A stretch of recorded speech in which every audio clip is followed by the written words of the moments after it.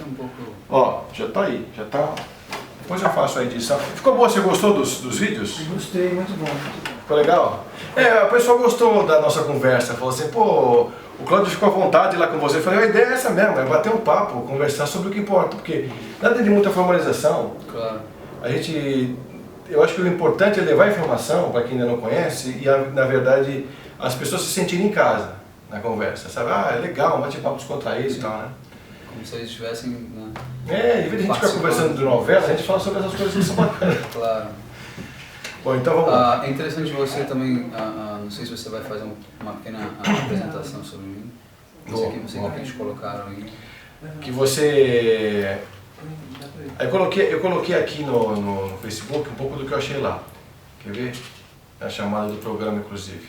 Goku, você aceita a sua água antes da entrevista começar? Não, tudo bem. Não, eu já bebi. Tá Tudo bom. bem. Pode ser, eu vou. Ó, aqui o que me chegou, até peguei um pouco dessa foto que eu tinha achado lá no... Então eu vi aqui, ó. Viveu há 8 anos na Índia e está em São Paulo até dia 10 de abril. Ele falará sobre assuntos ligados à sua palestra sobre a ótica da cultura védica, que esses temas que eu já falei. Mas aqui em cima a gente tem que... o nosso convidado Gokula Chandra Das, Brahmachari, que é? Brahmachari. Brahmachari. Monge brasileiro radicado na Índia desde 2007, poeta e filósofo. Isso é legal também. Isso.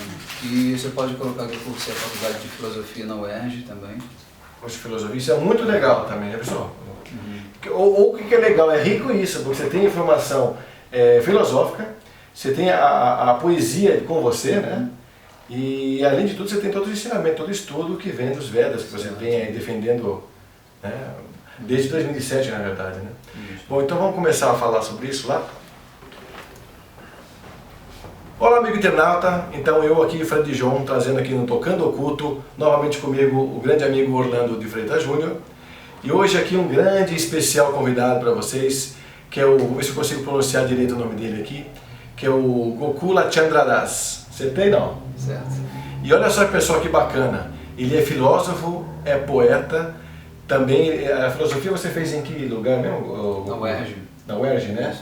Ele é poeta e também ele estuda a cultura védica desde 2007 e vem se dedicando então a essa questão aí já há quase 10 anos, né, Gokula? E a gente vai trazer um pouco desse conteúdo informativo em vários blocos aí, falando sobre a existência de Deus, do universo, o segredo de Deus, inclusive, também, né? O desejo de Deus e a estrutura do cosmos. A gente vai abrir com a estrutura do cosmos para a gente dar uma lapidada nessa ideia do que significa isso, no conceito do Gokula. E a gente então vai deixar a apresentação por conta dele, né? Para conseguir ilustrar um pouco melhor para o nosso amigo internauta que está chegando agora, um pouco sobre o seu conteúdo. Vamos lá, Gokula. Primeiramente eu gostaria de agradecer ao convite, dizer que é uma honra estar aqui também na presença de todos vocês. Bom, basicamente eu vivi os últimos 8 anos em mosteiros na Índia, estudando toda a ciência, né, do conhecimento védico. Na verdade, os Vedas eles não são apenas um livro religioso ou um livro né, devocional, eles são na verdade um grande compêndio científico. Assim, né? E é milenário esse estudo todo, né, Gokula? Com certeza. Os Vedas foram escritos, né, ou passados para a forma de livro há 5.000 anos atrás, né, mas eles já vinham sendo reproduzidos, né, de forma oral, né, através de uma linha de mestres, né, de uma sucessão discipular, né, de mestres, que na verdade remonta desde a criação do próprio universo. Né? Legal. Agora, antes de a gente entrar nessa questão propriamente dita, o que significa um Brahmachari? Brahmachari. Brahmachari, né? Isso. Exatamente. Qual que é a dificuldade de ser um monge brasileiro lá na Índia? Bom, o Brahmachari ele é um monge celibatário, né? Ele é um estudante, né? Da devoção, né? Ele tem uma vida restrita, né, aos mosteiros, uma vida celibatária, uma vida de dedicação completa, né, à prática devocional, religiosa. E quanto tempo tem de prática até se tornar não mais um estudante, mas um mestre? Sim, Bom, não é como se fosse uma carreira, né, vamos dizer assim, profissional, porque a posição de mestre ele é alcançada mediante uma misericórdia, né, de Deus, né, ou de Krishna, e você não pode conquistar isso pelo seu próprio esforço. Na verdade, é um processo descendente, né, vem de cima para baixo. Tá. Então, Legal. por mais que você se esforce, na verdade, a conclusão final de você se aperfeiçoar ou não na prática não depende de você, única e exclusivamente. Na verdade, os Vedas explicam que tanto o esforço quanto a misericórdia são necessários, né? Uhum. Nem só o seu esforço, nem só o lado de Deus, mas os dois unidos, né? Mas com certeza Deus vem para arrematar, para finalizar e te consagrar como mestre, né? Então você vai sentindo que é o momento, na verdade é uma coisa intuitiva. Sim. É o momento de agora de não ser mais discípulo, mas sim ser o mestre. De repente você tem essa impulsão natural, é isso? Acaba acontecendo com o tempo. De quanto tempo que você está desde 2007 fazendo esses estudos, né, védicos e tudo mais? Você acha que a intenção sua, no caso, propriamente é se tornar um mestre futuramente, né? Não, Ou não? na verdade não. Não? Não, na verdade o nosso objetivo é cultivar a humildade, a simplicidade e sempre querer ser um discípulo, né? Sempre querer ser um servo. Na verdade a gente nunca deixa de ser, né? A gente está sempre aprendendo, Exatamente, né? exatamente. E na verdade, se porventura, né, você chega à posição de ser um mestre ou um guru, né, na palavra sânscrita, um guru, você só pode se tornar um guru se você for totalmente humilde, né, completamente dedicado e não aceitando, né, a si mesmo como um guru, né, não se reconhecendo como um guru. Entende? Então, na verdade, você chega naquela posição, né, mas não pelo seu desejo, mas sim porque Deus quis te colocar naquela posição, né, e você aceita aquela posição como um serviço a Deus, mas você nunca se vê como mestre ou como guru. Né? É legal a gente falar isso, né, Orlando, porque as pessoas aqui do Ocidente não têm muita informação muito clara do Oriente, como é que funcionam as coisas por lá, né? Então, talvez seja uma questão mais informativa até de como essa postura acontece, né? Mas eu estou curioso em saber um pouco mais dessa história que a gente começou a falar sobre a estrutura do cosmos aqui, né? Uhum. Como é que a gente pode dizer então, o teu nome é Gokula Chandra Das e esse nome aconteceu lá na Índia por quê? Assim? Como é que você deu esse nome teu lá? Alguém te falou, você vai ser o Gokula? Quando você aceita a iniciação de um guru, né, de um mestre, ele é como se fosse o batizado, né? Como a gente conhece. Se colocar esse nome. Exatamente. E aí você renasce, tá? Você renasce. Então, quando você renasce, você precisa receber um novo nome de acordo com a sua nova vida, né? Com os seus novos princípios, tá? E os nomes todos, eles são referentes a Krishna, né? E eles têm um final que chama-se Das, né? O Das significa servo.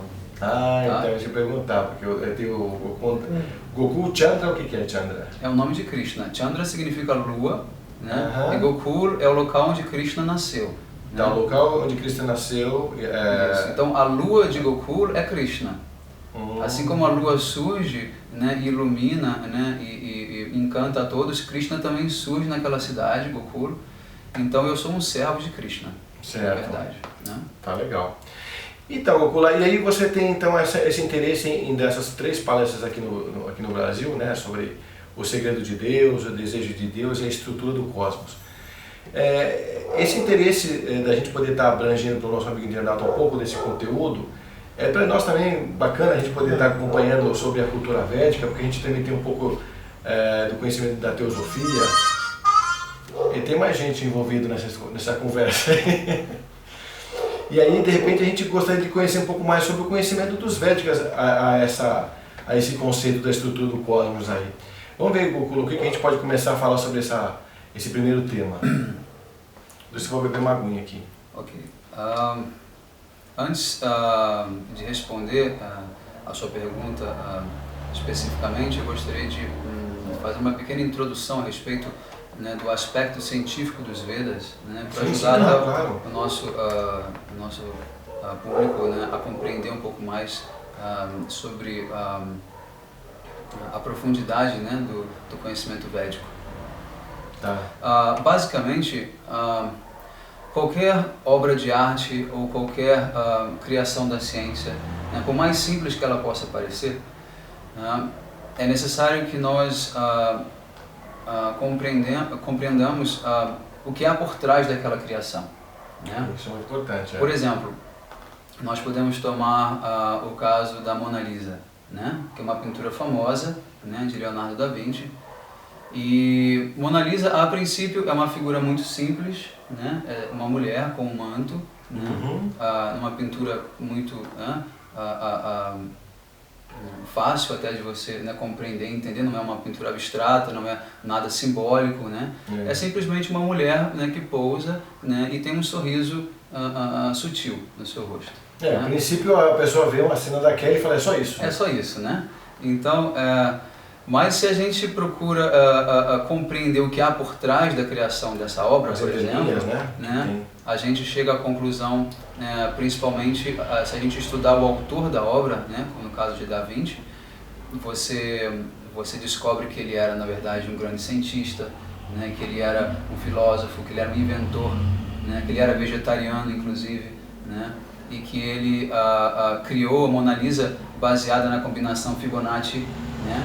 Eu vi isso aí também, que é a equação que cria a espiral, que é uma fórmula presente em todas as formas da natureza, basicamente, né? E que ela é totalmente simétrica, né? E ela é, na verdade, um cálculo matemático muito difícil, né, de ser gerado. E então toda aquela simplicidade aparente, né, da Mona Lisa, ela vira uma grande obra, uma grande complexidade, né, e você de fato deleita, né, se deleita daquilo. Então, diante dos Vedas, né, nós devemos ter essa mesma atitude. Né? Por exemplo, a questão mérito devocional, né, dos Vedas. Os Vedas descrevem como você deve adorar a Deus, cantar para Deus, né, servir, né, a Deus, servir o Guru, né? Por exemplo? Por exemplo, nós temos o mantra Hare Krishna, né? Esse mantra, ele é descrito nos Vedas como um veículo, né, para se alcançar Deus, né? Um meio para se alcançar Deus. Então as pessoas, né, já trazendo para o nosso lado o exemplo, o público de forma geral, né, entende os Vaishnavas, né, que é o termo técnico para a nossa religião, né, mas comumente conhecido como os Hare Krishnas, né? Na verdade nós somos Vaishnavas, né? Vaishnava é a nossa religião. As pessoas nos veem, né, dançando e cantando, felizes, né, com muita descontração, e acham que tudo se resume a isso, né? Pois é. Mas essa é a visão muito do Ocidente. Antes de começar, a gente estava falando isso, porque a visão muito aqui do Ocidente, às vezes é até preconceituosa por causa de uma década de 70. Pois é. Então você dá muito essa informação que é isso. E a gente vê realmente que não é somente aquilo ali, que nem você falou, cantando o tempo todo, sem fazer nada, só aquilo. Exatamente. Então, cria-se um preconceito, né? Cria-se um distanciamento automático, né? Em decorrência desse preconceito. Mas se você se aproxima um pouco mais, né, da cultura védica em si, você percebe que esse simples ato de cantar esse mantra, né, e dançar e celebrar, né, a presença de Deus, né, tem uma grande ciência por trás. Né? Os Vedas, basicamente, eles nos fornecem informações, né, sobre tudo no universo. Eles são como um grande manual, né, de sobrevivência, tá, na Terra e nos universos de forma geral. Né? Então, é sabido, por exemplo, né, que as medidas, né, cósmicas, né, como a distância entre o Sol e a Terra, entre a Lua e a Terra, né, a distância entre os planetas, né, a órbita dos planetas, tudo isso já foi descrito nos Vedas há milhares de anos atrás. Muito antes, né, da astrofísica europeia se desenvolver, né, isso já foi descrito nos Vedas, por exemplo. Né? E nós temos também teorias matemáticas como o Teorema de Pitágoras, por exemplo. Pois é, também é antigo, né? Caramba, isso aí, né? Que foi, na verdade, também retirado de um livro conhecido como Subha Sutras, tá? Que é uma parte dos Vedas, né, que explica matemática, por um sábio chamado Aryabhata. né? Um sábio indiano, védico. E, enfim, mas o mundo ocidental, ele não tem essa informação. Então ele acha que foi Pitágoras que criou esse teorema. É por isso que fala o teorema de Pitágoras, que na verdade é furada essa história, né? Exatamente. E nós temos também o caso de Newton, por exemplo, né? Toda a estrutura de cálculos dele, as leis dele, a própria lei da gravidade, tudo isso já estava descrito nos Vedas milhares de anos antes. Né? Então, compreendendo que os Vedas, né, fornecem uma informação perfeita e completa sobre toda a estrutura do universo, que por si só é algo que vai além dos sentidos humanos, né? O ser humano sem esse maquinário ele não consegue medir ou alcançar, né, essas informações, né? Então nós concluímos que primeiro os Vedas não foram escritos por um homem, né? Porque o ser humano tem o limite dos seus sentidos. Na verdade nada acho que foi feito aqui na Terra com base no ser humano, né? A gente sabe que toda a criação aqui tem uma mão muito especial por trás disso, né? O ser humano por si só, até pelo momento cósmico que ele vive, né, é muito pequeno para tanto, né? Uma informação maravilhosa que você deu é o seguinte: escrito 5.000 anos, mas a informação vem desde a criação. E como se processa essa informação, muitas vezes de boca a ouvido, que é passado, de um guru, que nem você falou, vai passando, é as informações. E a gente sabe que dentro dos Vedas, sim, tem muita informação. Que nem você falou dessa parte da matemática, eu não conhecia. O que eu me resumia a algumas coisas de Vedas, que são 4 livros. Até você já tinha me falado antes que tem muito mais. Então, de repente, até depois, se você puder dar um norte para o ocidente, falando, você quer conhecer os Vedas? Então, comece por aqui. É verdade. Leia esse, ou procure alguma coisa perto. Eu sei que, infelizmente, não tem traduções. Isso que barra muitas vezes a tradução, se você tiver alguma coisa, pode ser europeia, mas se tiver dentro do Brasil, o que as pessoas também podiam ler para começar a entender esse mundo exatamente dos Vedas? Certo. Olha, nós temos algumas referências, né, a respeito de comentários sobre os Vedas, porque os 4 Vedas, né, o Atharva, o Yajur, o Sama e o Rig Vedas, eles são muito difíceis, né? A linguagem deles é praticamente inacessível ao homem comum, tá? É necessário você estar num nível muito elevado, né, de consciência, né, de avanço espiritual, né, e até de inteligência, né, prática mesmo, para você poder compreender. Então, para tentar explicar, né, os 4 Vedas, o autor dos Vedas, que na verdade é um avatar, né, de Krishna chamado Veda Vyasa, né, que há 5.000 anos atrás ele colocou na forma de livro. Depois ele desenvolve o que a gente conhece como Upanishads, tá? Os Upanishads, eles são centenas de Upanishads, principais são 108 Upanishads. É um número que tem algum significado por ser 108 ou não? Foi aleatório?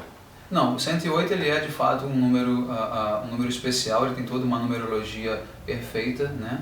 E ele simboliza uma série de elementos da nossa cultura, né? Mas, então basicamente, os Upanishads foram criados para explicar os 4 Vedas principais. Ainda assim, os Upanishads são difíceis de serem compreendidos. Então foram desenvolvidos os Puranas, tá? Que ele vem em forma de histórias, né? Para que possa facilitar a compreensão, né, das pessoas, né? Mais, né, de nível mais popular, mas ainda assim muito difícil. Então foi criado o Mahabharata. Tá? Dentro do Mahabharata você encontra toda a saga, né, das grandes dinastias, né, de reis, né, da Índia, até você chegar na grande batalha de Kurukshetra, onde os Kauravas e os Pandavas estão lutando e Krishna vem e fala o Bhagavad Gita. Ok? Então, após... A gente estava falando sobre os Vimanas, né, a batalha dos Vimanas, das cores laranja e vermelho, é isso? Laranja e amarelo? Tem uma informação, tem vermelho e amarelo. No Mahabharata não sei te informar, na parte da teosofia tem vermelho e amarelo. Né? Que fica aquela batalha, né? Sim.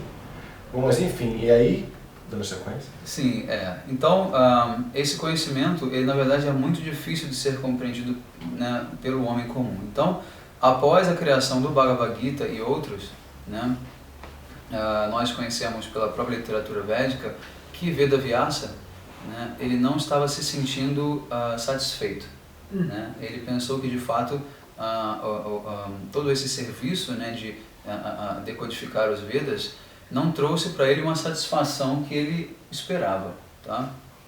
Então o guru dele, que é Narada Muni, ele vem até ele e pergunta, né, por que você está se sentindo, né, infeliz, né, inquieto?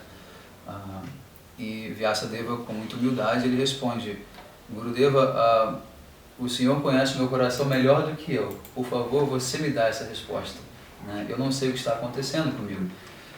Então, Narada Muni, ele pergunta se Vyasadeva, ao compilar, né, os Vedas, né, ele havia descrito, né, sobre Krishna, né, com detalhes, né, sobre os passatempos de Krishna, né, sobre como Krishna é de fato, né, a suprema personalidade de Deus, né, e como ele interage, né, com os seus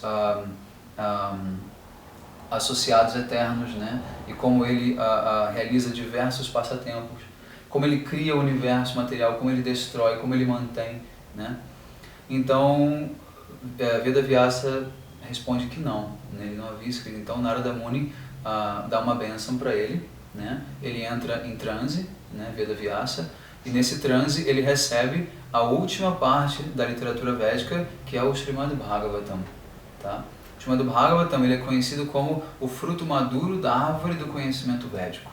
Tá? Fruto maduro. Exatamente, ele resume todo o conhecimento védico na sua essência, tá?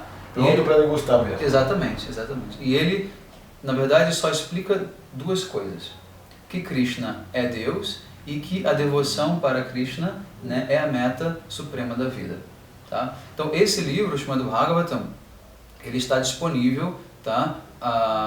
Porque nós conhecemos muito bem A.C. Bhaktivedanta Swami Prabhupada, né? Ele veio na década de 70, na década de 60, na verdade, ao Ocidente trazer esse conhecimento, e ele trouxe esse chamado Bhagavatam traduzido do sânscrito para o inglês, né?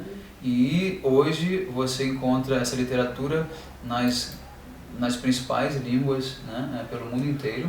Então o livro chama-se Srimad Bhagavatam, tá? Esse livro você encontra em português disponível, tá? E você encontra comentários, inclusive explicativos do próprio Prabhupada, né, sobre todo o conhecimento védico. Legal. E, só para complementar, perdão, e especificamente você encontra nesse compêndio de livros, que são na verdade 12 volumes, né? É quase que uma enciclopédia. Bastante. Não é apenas um livrinho, são 12 volumes de livros desse tamanho. Nossa. E você encontra inclusive a descrição completa da estrutura, né, do cosmos e do universo material, inclusive do mundo transcendental, da plataforma transcendental onde Deus reside eternamente. Tudo ali está descrito em detalhes. Detalhes para o pessoal que quiser tirar todas as dúvidas. Exatamente. E tem aquela coisa de ter uma chavinha para entendimento, não? Porque de repente o pessoal vai ler assim muita coisa, ela não vai conseguir entender de prima, né? Porque tem que ter um certo conhecimento, uma certa maturidade para ver, né? Isso é uma coisa que depende também da maturidade espiritual de cada um, né? Não? Também, exatamente, exatamente. Mas o recomendável é que você escute, né, esse conhecimento de alguém que já de fato tenha, né, se aperfeiçoado e tenha conhecido, ou um guru, ou um devoto mais sênior. Né? Então está sempre orientado, exatamente, bacana, sempre isso, orientado, né? exatamente. Legal. Bom, então a gente vai começar com o tema, logo depois desse nosso intervalo aqui, a gente já vai começar então com o tema chamado A Estrutura do Cosmos. Então fiquem com a gente aí. Bom, eu vou só pedir para o Orlando ir mais para cá, Orlando. Um pouquinho.